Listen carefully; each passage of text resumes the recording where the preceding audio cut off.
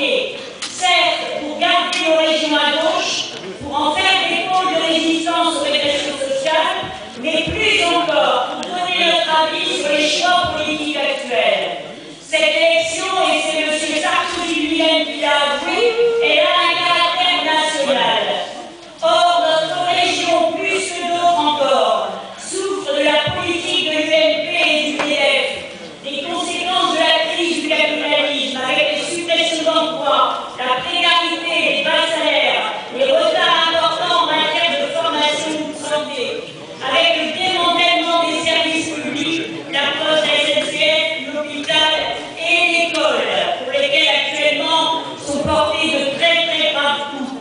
Avec même, chez nous, la mise en cause il y a quelques mois de l'existence même de la région Picardie. Mais on le sait bien, la droite veut aller bien plus loin encore, en remettant en cause tous les acquis sociaux et démocratiques, avec comme seul objectif d'enrichir toujours plus les plus riches et d'imposer partout la domination des intérêts financiers. Le vote le 14 mars prochain pour la liste du Front de gauche, conduite par Thierry Horry, sera un vote clair contre la politique de la droite, un vote pour une gauche combative qui ne renonce pas et qui donne ses prolongements aux luttes, un vote aussi pour une gauche rassemblée autour du Parti communiste, du Parti de gauche, de la gauche unitaire, mais aussi autour de plusieurs centaines de militants syndicalistes, associatifs ou encore simplement d'hommes et de femmes attachés aux valeurs de gauche dans leur diversité, attachés à cette notion de rassemblement.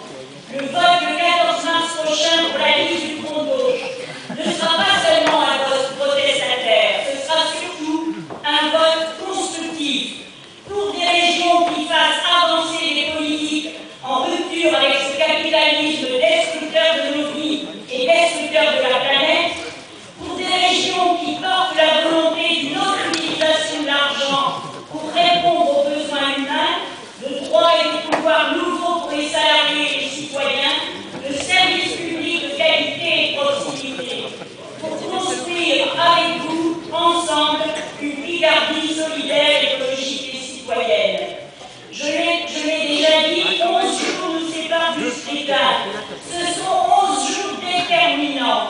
Dans nos communes, les panneaux électoraux s'installent. Les affiches officielles s'apposent. Enfin, nos populations parlent élection. Les sondages pour le Front de gauche progressent.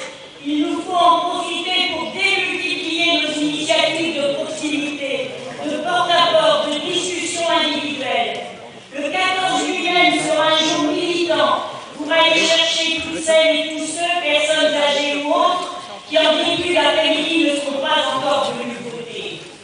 Permettez-moi, avant de conclure, il y a quelques jours du 100e anniversaire de la Journée internationale des femmes,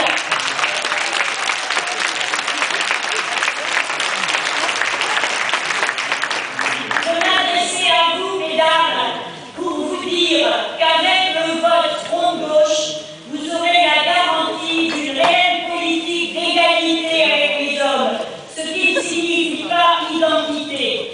Égalité en particulier devant la formation, l'emploi et le travail. Le maintien, voire le développement d'un certain nombre d'acquis en matière de contraception, d'avortement.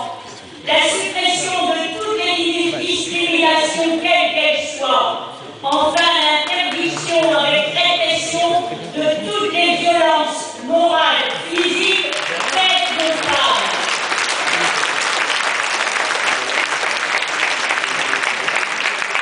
Le vote Front de gauche, c'est le vote féministe par excellence. En conclusion, je dirais qu'un bon score pour la liste Front de gauche, conduite par Thierry Horry le 14 mars prochain, sera la garantie d'une politique bien ancrée à gauche, plaçant l'être humain au centre et non la